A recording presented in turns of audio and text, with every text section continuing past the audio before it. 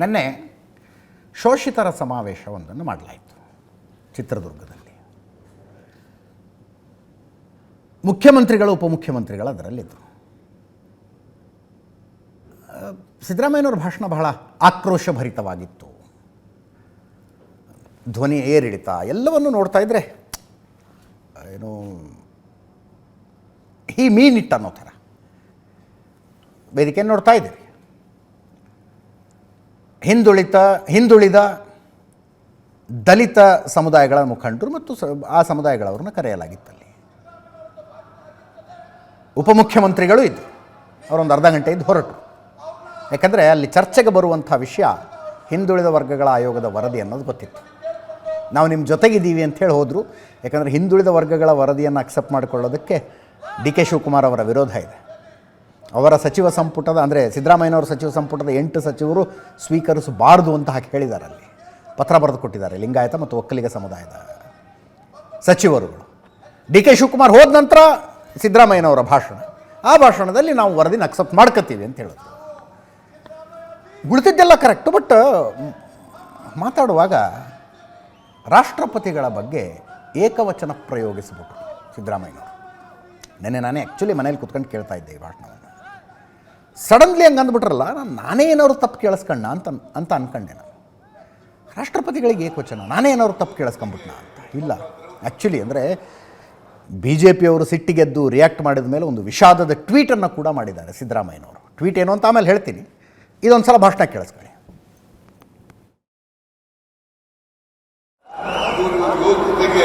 ಪಾಪ ದ್ರೌಪದಿ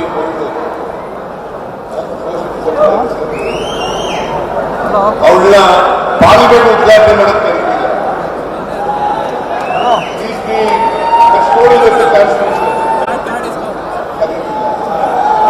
ಮೊನ್ನೆ ಅಯೋಧ್ಯೆಯಲ್ಲಿ ಶ್ರೀರಾಮಚಂದ್ರನ ಪುರಸ್ಕಾರ ಉದ್ಘಾಟನೆ ಮಾಡಕ್ಕೂ ಕರೆದಿಲ್ಲ. ಆಮೇಲೆ ಸಿದ್ದರಾಮಯ್ಯ ಇಂದೂ ವಿರೋಧಿ ನಾನು ಯಾರ ವಿರೋಧಿನೂ ಅಲ್ಲ, ಎಲ್ಲ ಮನುಷ್ಯತ್ವದ ಪರವಾಗಿರೋರು, ಮನುಷ್ಯ ಧರ್ಮದ ಪರವಾಗಿರೋರು ಅಂತಕ್ಕಂಥ ಮಾತುಗಳನ್ನು ಹೇಳಿ ಯೋಗ್ಯತೆಗೆ ಪಾಪ ದ್ರೌಪದಿ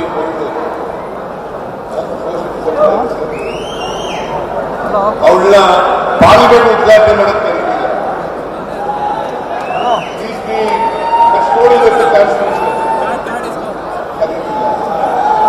ಮೊನ್ನೆ ಅಯೋಧ್ಯೆಯಲ್ಲಿ ಶ್ರೀರಾಮಚಂದ್ರನ ಪುರಸ್ಕಾರ ಉದ್ಘಾಟನೆ ಮಾಡಕ್ಕೂ ಕರೆದಿಲ್ಲ. ಆಮೇಲೆ ಸಿದ್ದರಾಮಯ್ಯ ಇಂದೂ ವಿರೋಧಿ ನಾನು ಯಾರ ವಿರೋಧಿನೂ ಅಲ್ಲ, ಎಲ್ಲ ಮನುಷ್ಯತ್ವದ ಪರವಾಗಿರೋರು, ಮನುಷ್ಯ ಧರ್ಮದ ಪರವಾಗಿರೋರು ಅಂತಕ್ಕಂಥ ಮಾತುಗಳನ್ನು ಹೇಳಿ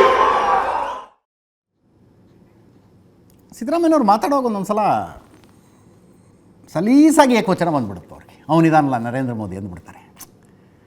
ಈಗ ರಾಷ್ಟ್ರಪತಿಗಳ ಬಗ್ಗೆ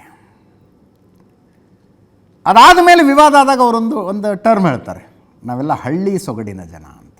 ಹಳ್ಳಿ ಸೊಗಡಿನ ಜನ. ಆವಾಗ BJP ಅವ್ರದ್ದು ಕೂಡ ಫಿಕ್ಸ್ಡ್ ಕೌಂಟ್ರೇ. ಹಳ್ಳಿ ಸೊಗಡಿನಲ್ಲಿ ಅವಳು ಸೋನಿಯಾ ಗಾಂಧಿ ಅಂದು ತೋರಿಸಿ ಒಂದ್ಸಲ, ಅವನು ರಾಹುಲ್ ಗಾಂಧಿ ಅಂದು ತೋರಿಸಿ ಒಂದ್ಸಲ ಅಂತ. ಯಾವಾಗ ಇದು ವಿವಾದ ಆಯ್ತಲ್ಲ, ಸಿದ್ದರಾಮಯ್ಯನವರು ಒಂದು ಟ್ವೀಟು ಮಾಡಿದ್ರು. ದಲಿತ ಸಮುದಾಯಕ್ಕೆ ಸೇರಿದವರು ಎಂಬ ಕಾರಣಕ್ಕೆ ರಾಷ್ಟ್ರಪತಿ ದ್ರೌಪದಿ ಮುರ್ಮು ಅವರಿಗೆ ಸಂಸತ್ ಭವನ ಉದ್ಘಾಟನೆಗೆ ಆಹ್ವಾನ ನೀಡದೆ BJP ನಾಯಕರು ಅವಮಾನಿಸಿರುವುದು ನನಗೆ ತೀವ್ರ ನೋವು ಉಂಟು ಮಾಡಿದ್ದು ಮಾತ್ರವಲ್ಲ, ನನ್ನಲ್ಲಿ ಆಕ್ರೋಶ ಹುಟ್ಟಿಸಿತ್ತು.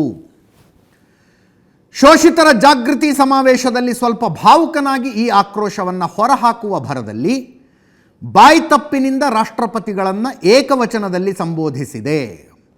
ಗ್ರಾಮೀಣ ಪ್ರದೇಶದಿಂದ ಬಂದ ನನ್ನಂಥವರು ಅಪ್ಪ ಅಮ್ಮ ಸೇರಿದಂತೆ ಹಿರಿಯರನ್ನು ಕೂಡ ಏಕವಚನದಲ್ಲಿ ಸಂಬೋಧಿಸುವುದು ರೂಢಿ. ಗೌರವಾನ್ವಿತ ರಾಷ್ಟ್ರಪತಿಗಳು ನನ್ನಂತೆಯೇ ಶೋಷಿತ ಸಮಾಜದಿಂದ ಬಂದವರು. ಅವರ ಬಗ್ಗೆ ಅಪಾರ ಗೌರವವಿದೆ. ಅವರನ್ನು ಏಕವಚನದಲ್ಲಿ ಸಂಬೋಧಿಸಬಾರದಿತ್ತು.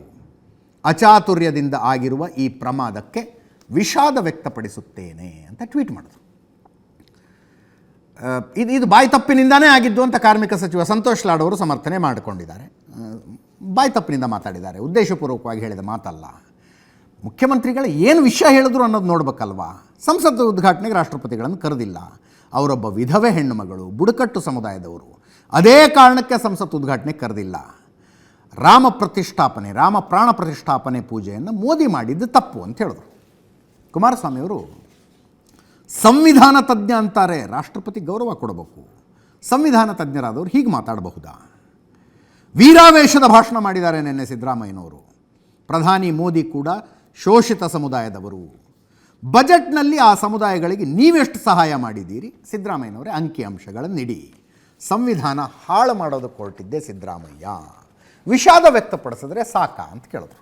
ದಿನೇಶ್ ಗುಂಡೂರಾವ್ ಅವರು ಕೂಡ ಸಿದ್ದರಾಮಯ್ಯನವರು ಸಮರ್ಥಿಸಿಕೊಂಡು ಮಾತಾಡಿದ್ದಾರೆ. ಕೇಳಿಸ್ಕೊಳ್ಳಿ. ಅದು ಕೇಳ್ಕೊಂಡೆ, ನಾನು ಮಾತನಾಡೋಕ್ಕಲ್ಲಿಗೆ ಅದು ನೋಡಿದ್ದೀನಿ. ಬೈ ಮಿಸ್ಟೇಕ್ ಮಾತಾಡಿರ್ಬೋದು, ಇಂಟೆನ್ಷನಲ್ ಯಾವತ್ತು ಅವ್ರು ಮಾತಾಡ್ತಕ್ಕಂಥವ್ರಲ್ಲ. ಬಟ್ ಅದು ಬಿಟ್ಟುಕೊಂಡು ಮೇನ್ ಸಬ್ಜೆಕ್ಟ್ ಏನು ಹೇಳಿದ್ರು ಸಾಹೇಬರು, ಈ ಗುಡಿಗೆ ಯಾಕೆ ಕರೀಲಿಲ್ಲ ಅನ್ನೋದು ಪ್ರಶ್ನೆ ಅಲ್ವಾ? ಪಾರ್ಲಿಮೆಂಟ್ ಒಳಗೆ ಯಾಕೆ ಕರೆದಿಲ್ಲ? ಪ್ರೋಟೋಕಾಲ್ ಅಂತ ಇದೆ, ಪಾರ್ಲಿಮೆಂಟ್ನ ಕರಿಬೇಕಲ್ವಾ? ಯಾಕೆ ಒಬ್ಬ ವಿಧವೆ ಹೆಣ್ಮಗಳು ಟ್ರೈಬ್ ಅಂತಲೇ ಕರೆದಿಲ್ಲ? ಅದು ಅದೇ ಕಾರಣ ಇರೋದು. ಇವರಿಗಾದರೆ ಮಾಡ್ಬೋದು, ಮತ್ತು ಇವ್ರು ಪೂಜೆ ಹೆಂಗೆ ಮಾಡಿದ್ರು? ಇವ್ರು ಮಾಡಬಾರ್ದಲ್ಲ ಪೂಜೆ ಸಾಹೇಬರು. ಅಕಾರ್ಡಿಂಗ್ ಟು ನಮ್ಮ ಹಿಂದೂ ಸಂಸ್ಕೃತಿ ಪ್ರಕಾರ ಬ್ರಾಹ್ಮಣರೇ ಪೂಜೆ ಮಾಡಬೇಕು. ಮತ್ತು ಇವರು ಉಲ್ಲಂಘನೆ ಮಾಡ್ತಾ ಇದ್ದಾರಲ್ಲ, ಇದ್ರ ಬಗ್ಗೆ ಯಾರು ಚರ್ಚೆ ಮಾಡಲ್ವಾ? ಅವರು ಸಂವಿಧಾನದ ರಕ್ಷಕ ಅಂತಾರೆ, ಸಂವಿಧಾನ ತಜ್ಞ ಅಂತಾರೆ. ನೆನ್ನೆಯ ಶೋಷಿತ ವರ್ಗಗಳು ಅಂತಕ್ಕಂಥ ಹೆಸರಿನಲ್ಲಿ ಏನೊಂದು ದೊಡ್ಡ ವೀರಾವೇಶದ ಭಾಷಣ ಮಾಡಿದ್ದಾರೆ. ಈ ದೇಶದ ಪ್ರಧಾನಮಂತ್ರಿ ಯಾರು? ಅವರಿಗಿಂತಲೂ ಅತ್ಯಂತ ಹಿಂದುಳಿದ ಶೋಷಿತ ವರ್ಗದ ನಾಯಕತ್ವವನ್ನು ಕೊಟ್ಟಿರ್ತಕ್ಕಂಥವ್ರು ಪ್ರಧಾನಮಂತ್ರಿಗಳು ನರೇಂದ್ರ ಮೋದಿಯವರು. 14 ಬಜೆಟ್ ಅವರೇನು ಕೊಟ್ಟಿದ್ದಾರೆ, ಕರ್ನಾಟಕ ರಾಜ್ಯದಲ್ಲಿ ಅವರ ಬಜೆಟ್ಟಿನ ಒಂದು ಹಿನ್ನೆಲೆಯಲ್ಲಿ ಎಷ್ಟು ಶೋಷಿತ ವರ್ಗದ ಜನತೆಯ ಆರ್ಥಿಕ ಶಕ್ತಿಯನ್ನು, ಶೈಕ್ಷಣಿಕ ಶಕ್ತಿಯನ್ನು ಅವರ ಬಜೆಟ್ಟು ಇವತ್ತು ಪ್ರೇರೇಪಣೆಯಾಗಿ ಆ ಶೋಷಿತ ವರ್ಗದ ಜನರನ್ನು ಮೇಲೆತ್ತಿದ್ದಾರೆ. ಅಂಕಿಅಂಶ ಇಟ್ಬಿಡ ಕೇಳಿ ಜನಕ್ಕೆ. ಸಂವಿಧಾನಕ್ಕೆ ಅಪಚಾರ ಮಾಡಿ ಹಾಳು ಮಾಡೋಕ್ಕೆ ಹೊರಟಿರ್ತಕ್ಕಂಥವ್ರು ನೀವು ವಿಷಾದ ವ್ಯಕ್ತಪಡಿಸ್ಬಿಟ್ರೆ ಸಾಕಾ? ದ್ರೌಪದಿ ಮುರ್ಮು ಅವ್ರ ಬಗ್ಗೆ ಅನುಕಂಪದಿಂದನೇ ಮಾತಾಡಿದ್ರು. ಅವ್ರ ಪರವಾಗೇ ಮಾತಾಡಿದ್ರು. ಆದರೆ ಒಂದು ಭಾಷೆ ಮಾತಾಡುವಂಥ ಭಾಷೆ ಆ ಥರ ಒಂದು ಸಲ ಬರ್ತದೆ. ಅವ್ರು ಅದ್ರ ಬಗ್ಗೆ ಈಗಾಗಲೇ ಸಿದ್ದರಾಮಯ್ಯ ಅವರೇ ಸ್ಪಷ್ಟೀಕರಣ ಕೊಟ್ಟಿದ್ದಾರೆ. ನಾವು ಆ ಥರ ಏನು ದ್ರೌಪದಿ ಮುರ್ಮುಗೆ ಎಲ್ಲ ಗೌರವ ಸಿಗಬೇಕು ಅಂತ ಉದ್ದೇಶದಿಂದ ಸಿದ್ದರಾಮಯ್ಯ ಮಾತಾಡಿರೋದು. ಆದರೆ ಅವ್ರು ಮಾತಾಡೋ ಶೈಲಿ ಆ ಥರ ಬಂದು ಅದು ಅವರು ಅದಕ್ಕೂ ಕೂಡ ಸ್ಪಷ್ಟೀಕರಣ ಕೊಟ್ಟಿದ್ದಾರೆ. ನೋಡಿ, ಅದು ಕೇಳ್ಕೊಂಡೆ ನಾನು